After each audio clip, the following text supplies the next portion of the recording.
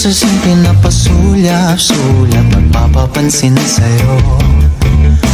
Umabot sa palitan ng mga mensahe, kilig na kilig ako.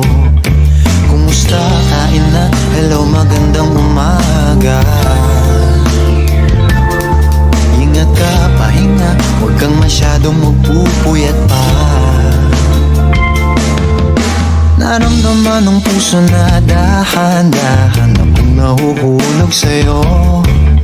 Sa kada araw natin na pag-uusap, meron nang namumuo. Ngunit di ko na alam kung anong patutunguhan. Ang hiling ko lang naman na itong naramdaman.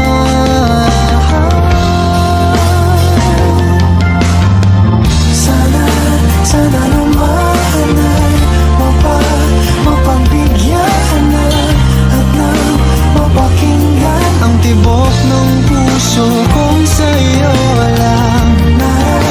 Naramdaman ng tunay na kaligayahan. Sana naman mapagbigyan ang tibok ng puso.